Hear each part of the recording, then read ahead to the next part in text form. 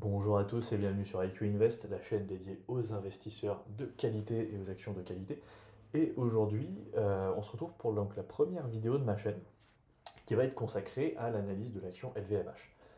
Pourquoi commencer par l'analyse de l'action LVMH? Car c'est une société que tout le monde connaît, que beaucoup de Français ont probablement en portefeuille, notamment à travers le PEA.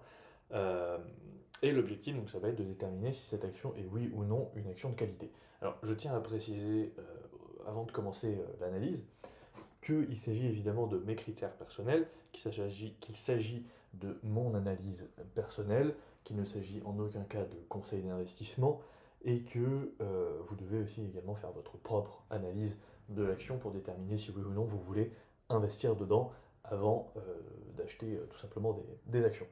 Donc, ceci étant dit, commençons par un petit récap rapide de la société. Donc LVMH est la première capitalisation française, donc 336 milliards d'euros de capitalisation. Son siège social évidemment est situé en France, elle est donc éligible au PEA, elle verse un dividende de 1,8% et elle est dans le secteur de la consommation discrétionnaire, donc c'est-à-dire tout ce qui va être la consommation non optionnelle, euh, qui est considérée d'ailleurs comme cyclique, même si, comme on va le voir, c'est probablement de moins en moins vrai. Si on continue, donc avec un point rapide sur l'historique de la société, donc LVMH est fondée en 1987, donc il y a maintenant plus de 30 ans, par la fusion donc, de Moet Hennessy et de Louis Vuitton qui crée donc la holding LVMH. Bernard Arnault, que vous connaissez tous, lui devient patron de LVMH en 1990 après plusieurs manœuvres juridiques et des rachats d'actions massifs. Au fil des années, donc LVMH acquiert donc de nombreuses marques comme Guerlain, Tag Heuer, Hublot, Bulgari, etc. et j'en passe. Et en 2017, LVMH rachète la maison de couture Christian Dior. Et en 2019, LVMH rachète donc le fabricant de bijoux américain Tiffany Co. Pour 16 milliards de dollars, donc qui est sa plus grosse acquisition à date. Aujourd'hui, donc LVMH, c'est un énorme conglomérat du luxe composé de beaucoup de marques.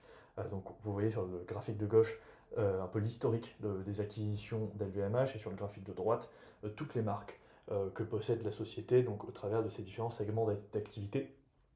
Donc, comme on va le voir, le principal segment d'activité, donc c'est la mode et la maroquinerie, où on retrouve des marques comme Dior, Louis Vuitton, Fendi, Givenchy, etc.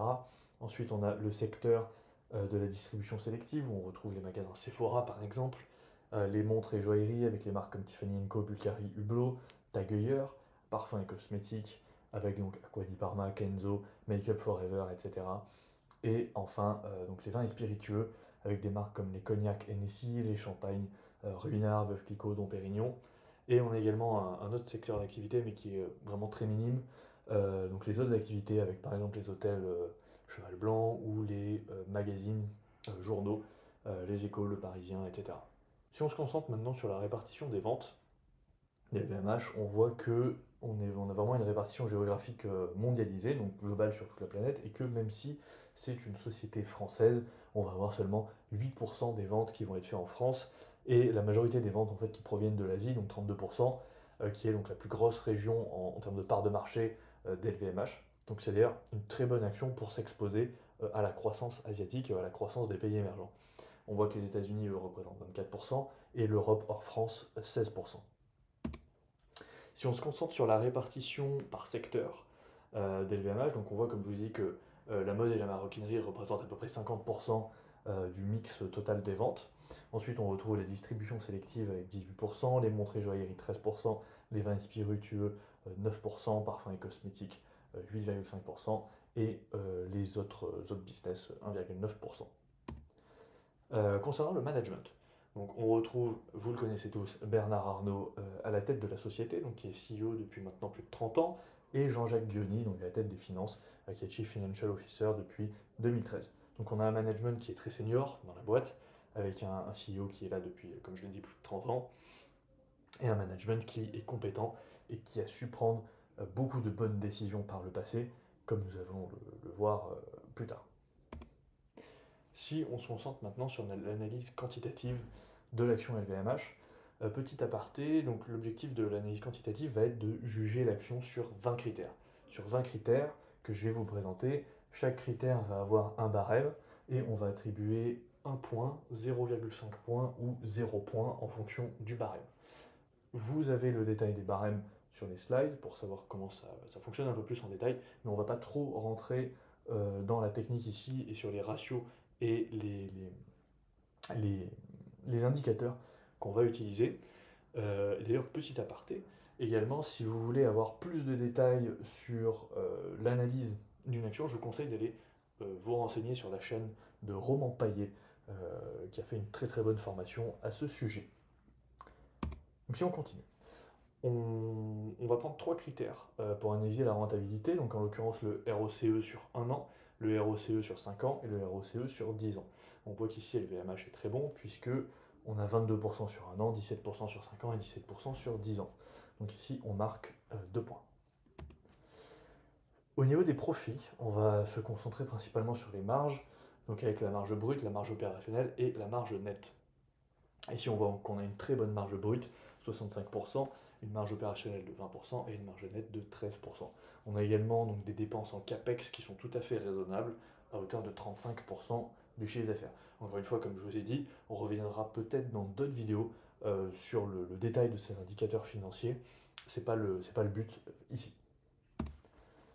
Ensuite, en termes de croissance, donc là on va prendre le chiffre d'affaires et on va analyser donc la croissance du chiffre d'affaires sur 1 an, sur 5 ans et sur 10 ans. Et on voit que là, LVMH fait un sans faute avec des très bons taux de croissance, donc 17% sur 1 an, 12% sur 5 ans, 10% sur 10 ans. Et ensuite, on prend le chiffre d'affaires prévisionnel pour les 5 prochaines années. Alors ça, c'est un indicateur qui peut être remis en question, effectivement, puisqu'il s'agit d'une prévision. Donc on n'est pas sûr à 100%, évidemment, que l'entreprise va avoir une croissance de 9% sur les 5 prochaines années, mais ça peut nous donner une indication sur la croissance à venir de la société. Ensuite, on va prendre la croissance des free cash flow. Pourquoi? Parce que les free cash flow, c'est vraiment la trésorerie, c'est le cash dont dispose la société, et on veut voir si les réserves de cash de l'entreprise grandissent ou non dans le temps. Donc en l'occurrence, ici, on a une diminution des free cash flow sur 1 an avec moins 26%, mais sur 5 ans et 10 ans, donc on a une augmentation très forte, donc de 25% sur 5 ans et 21% sur 10 ans. Ensuite, on va analyser le dividende, dividende qui va évidemment nous intéresser puisque c'est un très bon indicateur de la santé financière d'une société. Et on va notamment analyser la croissance, le taux de croissance du dividende, et on voit qu'ici on est extrêmement bon avec 20% de taux de croissance sur 1 an, 18% sur 5 ans et 13% sur 10 ans.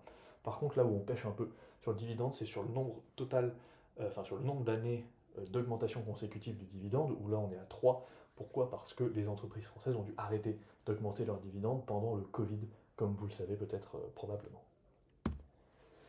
Les deux derniers critères qu'on va prendre en compte pour analyser la société, c'est la dette, donc le ratio dette sur EBITDA, qui est ici de 1,28, donc qui est très faible, ce qui veut dire grosso modo que l'entreprise aurait besoin de un peu plus d'1 an pour rembourser toute sa dette si elle utilisait tout son bénéfice opérationnel au service de la dette. Et ensuite, donc, on va prendre le payout ratio, qui est donc le pourcentage des bénéfices qui est alloué à la distribution du dividende. Et évidemment, on veut quelque chose qui n'est pas trop élevé, puisque si l'entreprise verse 90% de son chiffre d'affaires dans le dividende, forcément, il ne nous reste que 10% ensuite pour réinvestir dans la société. Tous ces critères donc, nous donnent une note finale quantitative de 15 sur 20, ce qui est très bon, c'est évidemment dans le quart supérieur. Et ici, sur ce barème de notation, donc on va chercher des entreprises qui sont à plus de 12 sur 20 pour être considérées comme des entreprises de qualité. Entre 12 et 8, on va avoir des entreprises plutôt moyennes, et en dessous de 8, évidemment, ça va être des entreprises de mauvaise qualité, ou en tout cas sur des secteurs, par exemple, sur lesquels on ne veut pas trop être exposé. Si on fait un rapide topo de LVMH par rapport à ses concurrents, on voit qu'LVMH a 15 sur 20, Hermès a une très bonne note avec 19 sur 20, le groupe Kering, qui possède notamment la marque Gucci, qui arrive avec 14 sur 20, et le groupe suisse Richemont, qui a 10 sur 20, pardon, donc là, plutôt une entreprise de moyenne qualité. Mais c'est pas tout. En plus de ces critères, évidemment, on va aller chercher d'autres informations sur l'entreprise, et c'est là qu'intervient l'analyse fondamentale. Donc évidemment, ici, ce sont des critères qui sont subjectifs. C'est une liste de questions que j'ai pris. Vous êtes tout à fait libre de définir vos points forts, vos points faibles et votre liste de questions à aller vérifier pour analyser l'entreprise de votre côté. Donc pour ma part, sur les forces de la société, j'ai noté donc des belles marges qui sont stables dans le temps, évidemment, puisque LVMH a une position de leader sur plusieurs segments. Ensuite, on a une acquisition de nombreuses marques au fil des ans qui renforce la position de leader des LVMH et son antifragilité, puisqu'elle est vraiment très diversifiée. Ensuite, on a des taux de croissance qui sont supérieurs à la moyenne des entreprises du secteur, et une entreprise qui est très diversifiée, comme je l'ai dit, du point de vue géographique et sectoriel. Ensuite, on a des marques historiques et anciennes qui sont quasiment impossibles à concurrencer, que vous connaissez tous, comme par exemple Louis Vuitton ou Christian Dior. Et on a un management de très bonne qualité qui a su prendre de bonnes décisions par le passé, puisque LVMH a su faire des rachats qui ont permis de vraiment, véritablement croître la société de manière très importante. Concernant les risques d'LVMH, ici on va devoir prêter attention à ce que l'entreprise ne fasse pas des acquisitions trop chères, qui pourraient donc entraver la rentabilité finale de la société. Ensuite, on a le risque de réduction de croissance en Chine sur la prochaine décennie, qui pourrait être un potentiel problème. Mais selon moi, c'est un faux problème puisque la croissance de la Chine risque d'être remplacée par la croissance de d'autres pays, comme notamment l'Inde et les pays d'Asie du Sud, comme le Vietnam. Si on regarde par exemple dans les derniers résultats trimestriels d'Apple, on a pu entendre que l'Inde, c'était vraiment le moteur économique qui drivait la croissance des ventes chez Apple. Donc on pourrait tout à fait imaginer que l'Inde prenne le relais de la croissance sur d'autres typologies d'entreprises comme LVMH. Ensuite, on a donc les dépenses en capex de LVMH qui ont tendance à augmenter dans le temps légèrement, donc il faut surveiller cet indicateur et vérifier qu'elles ne deviennent pas trop importantes. Enfin, le secteur du luxe, historiquement est cyclique, mais c'est de moins en moins vrai, puisqu'on s'aperçoit que même en période de récession ou en période de crise économique, les consommateurs vont continuer à acheter des produits d'LVMH. Et enfin, mais pas des moindres, le risque de succession de Bernard Arnault, puisque on a à la tête de LVMH un leader charismatique qui est là depuis très longtemps, qui a su être visionnaire et prendre de très bonnes décisions pour le management de la société. Et la question qui se pose, c'est que se passera-t-il quand le CEO va changer? Est-ce que ça va bien se passer? Est-ce que le prochain CEO va être aussi compétent que Bernard Arnault? Ça va être des questions auxquelles il va falloir répondre et sur lesquelles il va falloir être attentif, même si, a priori, c'est pas pour demain la veille, puisque Bernard Arnault n'a que 74 ans et devrait encore avoir de longues années devant lui. Ensuite, comme je vous l'ai dit, donc on va se poser un certain nombre de questions sur l'entreprise et notamment sur ses produits. Donc par exemple, est-ce que les produits sont essentiels? Et on va à chaque fois donc, attribuer 1 point si c'est oui, 0,5 points si c'est neutre et 0 point si c'est non. Donc en l'occurrence ici, pour moi c'est neutre, car les produits de luxe ne sont pas forcément essentiels, mais on a également des segments cosmétiques et alcool dans l'ensemble de la société LVMH qui sont considérés comme essentiels. Donc on a une sorte de balance qui se crée à ce niveau-là. Ensuite, donc, on a des produits qui sont achetés régulièrement, que ce soit pour effectuer des cadeaux ou sur des segments de consommation comme l'alcool et les produits cosmétiques. On a des produits qui ne sont pas forcément vendus à bas prix. Donc ici, on a une réponse qui est neutre, parce qu'on trouve des marques avec des prix très élevés, comme Louis Vuitton ou Christian Dior, et des marques avec des produits beaucoup plus abordables. Par exemple, si vous allez dans un Sephora, vous allez trouver des rouges à lèvres à 20 euros, ce qui est tout à fait abordable. Ensuite, donc, les produits sont achetés par une large base de clients, puisque les marques possédées par LVMH touchent un nombre très important de clients et sont connues évidemment dans le monde entier. On a des produits qui résistent très bien au changement, puisqu'on a certaines marques comme Louis Vuitton ou Christian Dior qui ont plus de 100 ans d'existence et qui sont de véritables institutions dans le monde entier. En termes de positionnement, ici on a un sans faute de la part d'LVMH, puisque c'est une entreprise qui est connue et reconnue dans le monde entier, qui est appréciée par ses clients et qui est le fleuron du luxe à la française, et vraiment l'ambassadeur international du luxe à la française. Ensuite, c'est une entreprise qui est unique, puisque les marques possédées par LVMH sont uniques. C'est une entreprise qui est leader sur son marché, c'est une entreprise qu'il est quasiment impossible de détrôner et qui résiste très bien à la concurrence, et c'est une entreprise qui dispose forcément d'un fort pricing power de par ses marques qui sont très bien implantées et qui sont dirigées vers le secteur du luxe. Et donc sur le secteur du luxe, on peut se permettre de pricer fort et d'avoir de très belles marges. Maintenant, le management d'LVMH, donc on a une entreprise qui est facile à diriger selon moi, puisqu'on a un business model qui est traditionnel, donc avec de la vente de produits physiques, à mettre par exemple en comparaison avec une entreprise de la tech qui pourrait faire face à des risques de disruption et qui a des problématiques d'innovation constantes. Donc ensuite, on a une entreprise qui a des dettes faibles, une entreprise qui a un fort potentiel de croissance, une entreprise qui est focus sur la qualité de ses produits, puisque c'est une entreprise qui vend des produits de luxe, donc par définition qui sont de grande qualité, et on a un management de l'entreprise qui est compétent selon moi, puisque la famille Arnault a su faire d'LVMH un leader mondial et a su prendre de très bonnes décisions sur ces dernières années. Donc pour terminer, on a une entreprise qui a des dépenses en capex moyennes qui se situent aux alentours des 35%. Morningstar lui attribue une note de grande douve stable, donc ça veut dire que l'entreprise possède une grande douve, donc un fort avantage compétitif par rapport à ses concurrents. Et on a une entreprise qui a une allocation du capital standard, d'après Morningstar toujours.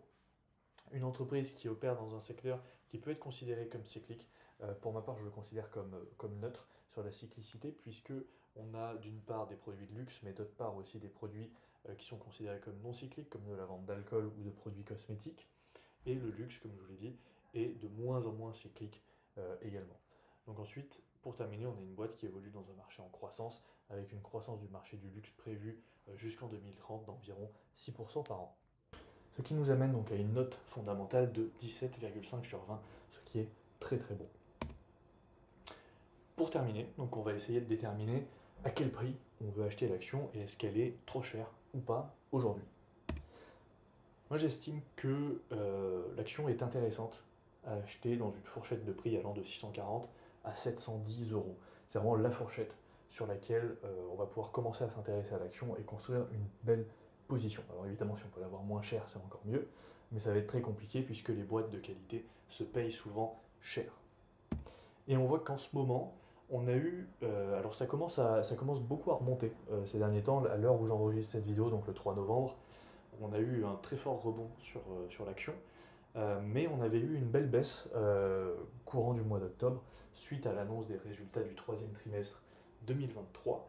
Et donc personnellement, j'ai pu construire une bonne position sur la LVMH sur ce laps de temps.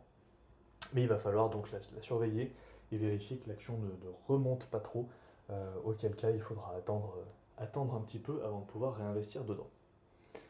Donc, pour conclure, selon moi, évidemment, encore une fois, c'est un avis qui ne regarde que moi, et ce ne sont pas des conseils en investissement, mais selon moi, donc c'est une entreprise de grande qualité, avec une note quantitative de 15 sur 20, une note fondamentale de 17,5 sur 20, et une fourchette de prix de 640 à 710 euros, sur lequel il va vraiment être intéressant de consolider sa position sur LVMH. Évidemment, vu que c'est une entreprise française, si vous devez l'acheter, achetez-la dans le cadre d'un PEA sur lequel vous pouvez bénéficier des avantages fiscaux que vous connaissez. Pour conclure, donc je vous remercie d'être resté jusque-là, pour ceux qui sont restés jusque-là, d'avoir écouté cette première vidéo de ma chaîne. Je vous invite donc à vous abonner pour rester au courant des prochaines analyses qui vont sortir. N'hésitez pas également à poster en commentaire les boîtes sur lesquelles vous aimeriez que je fasse une analyse. Ça pourrait être très intéressant. Et évidemment, donc laissez un pouce bleu en dessous de la vidéo. Et je vous souhaite une très belle journée et je vous dis à la prochaine pour une nouvelle analyse.